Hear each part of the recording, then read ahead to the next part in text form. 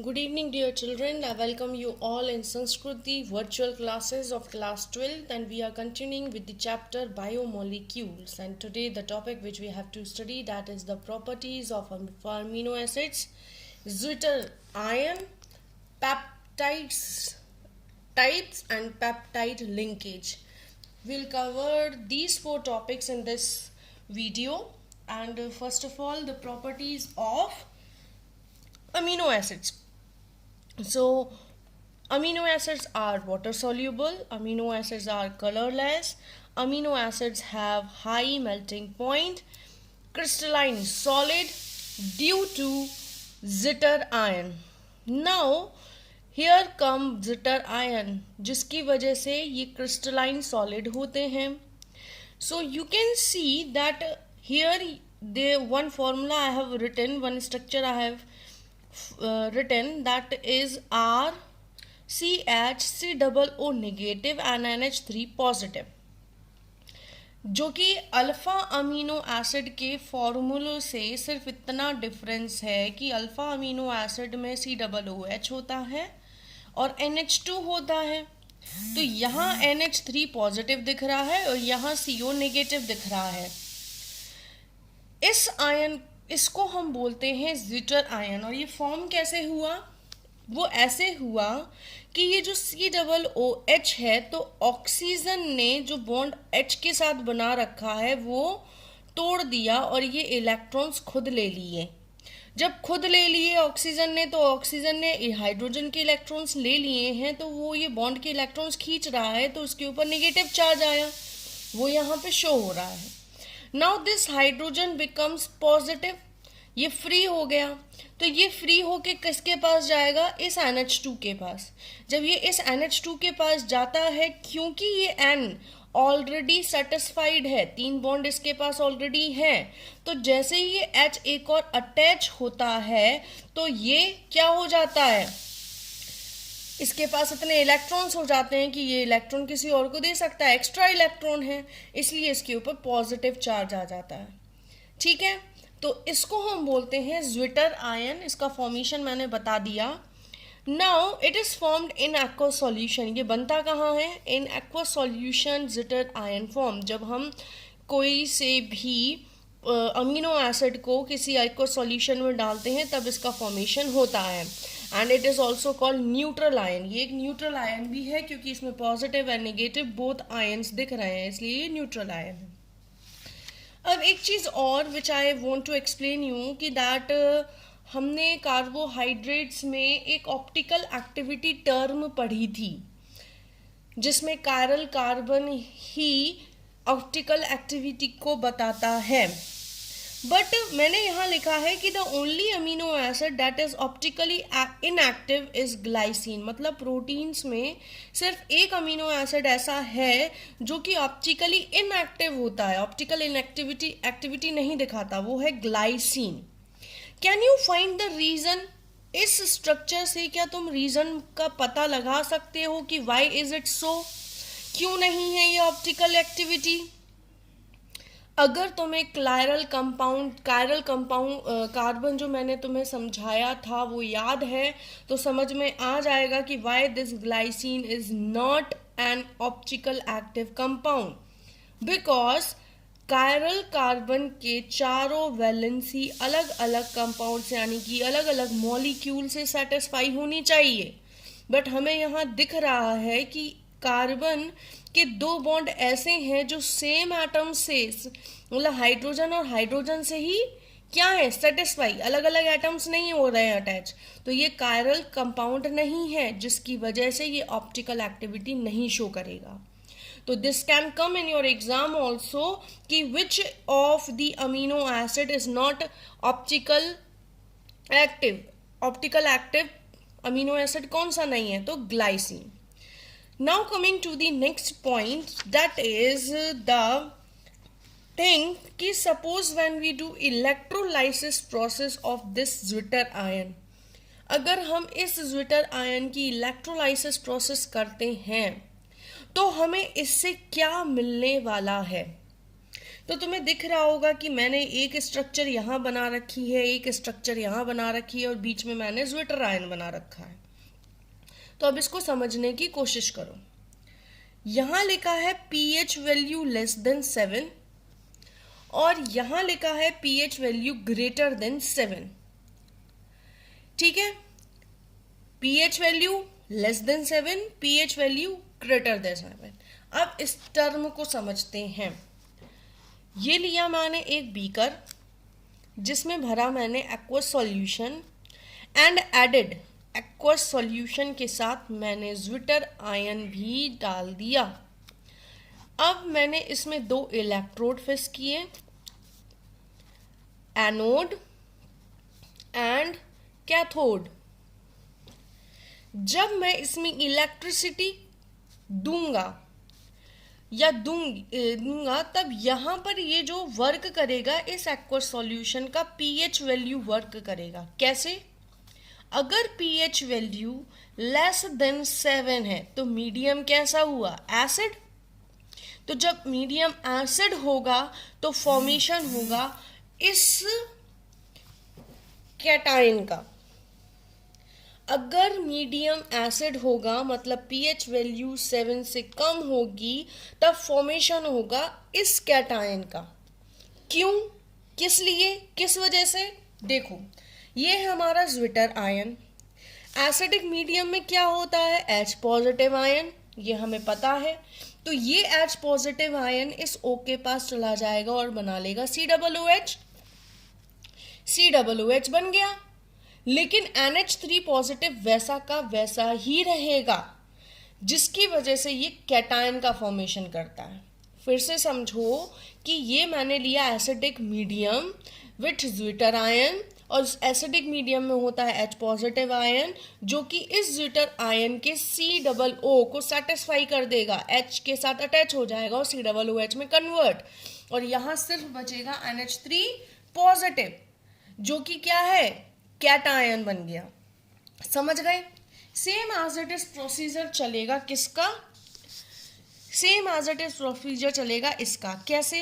अगर मैंने ये सॉल्यूशन ले लिया बेस, यानी कि जिसकी pH वैल्यू ग्रेटर देन 7 है, और ज्विटर आयन ऐड कर दिया, तो इससे जो कंपाउंड बनेगा वो बनेगा ये, और वो होगा एनायन।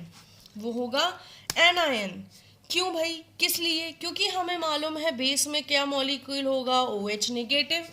तो ये जो OH नेगेटिव है, ये OH नेगेटिव इस NH3 में से एक H निकाल लेगा।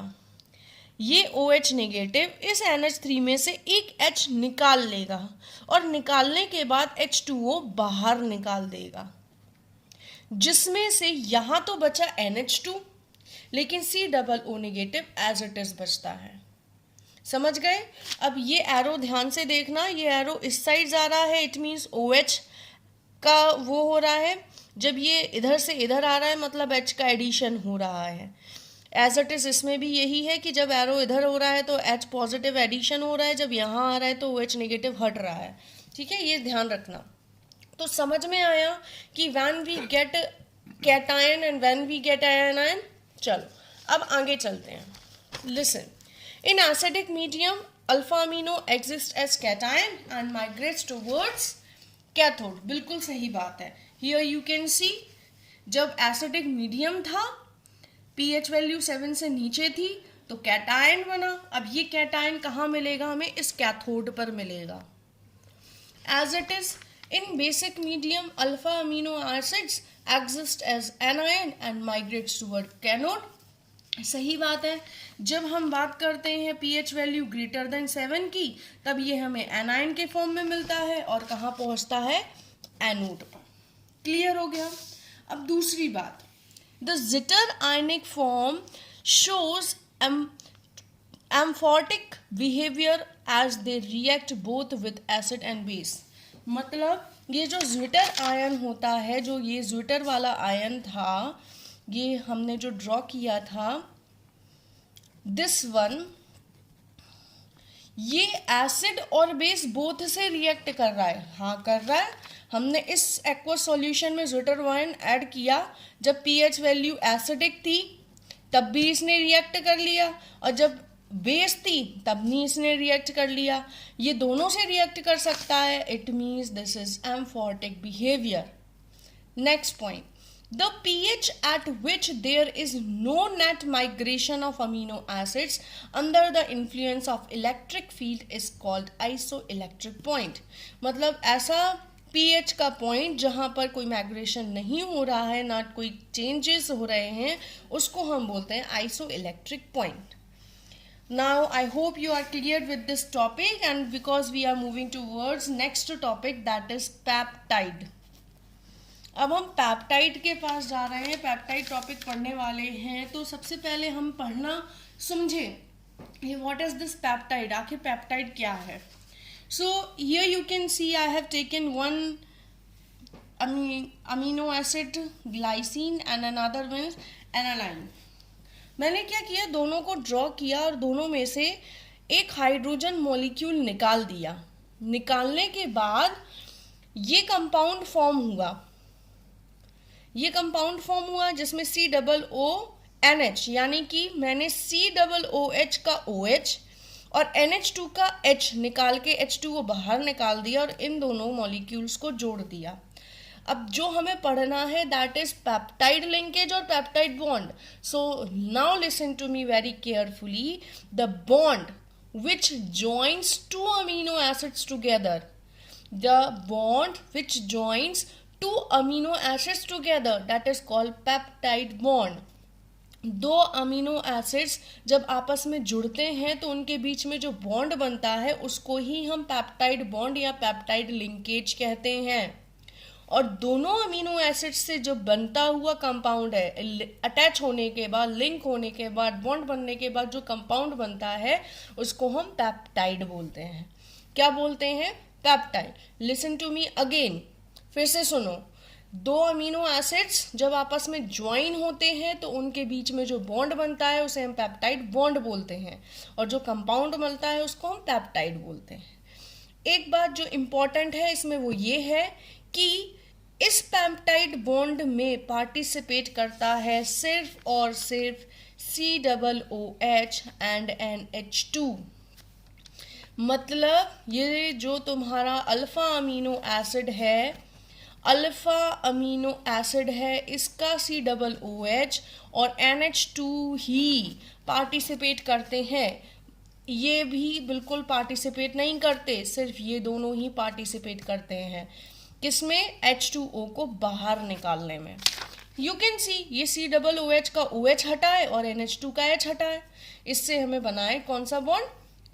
Peptide bond. ओके, अब आते हैं नेक्स्ट टॉपिक, दैट इज, अब मैंने जो पढ़ाया है उसका कुछ लिखा हुआ है, देखते हैं। You know that proteins are polymer of alpha amino acids, yes we know, and they are connected to each other by peptide bond. अब तुम्हें पता चल गया है कि अमीनो एसिड्स एक दूसरे से किससे जुड़े होते हैं? Peptide bond. फिर से देखो क्या लिखा है, peptide bond is an amide formed between COOH and NH2। बताया ना मैंने कि सिर्फ और सिर्फ ये दोनों ही पार्टिसिपेट करते हैं पेप्टाइड बॉन्ड बनाने में। नेक्स्ट क्या लिखा है, reaction between two molecules result with the elimination of H2O and formation of peptide bond.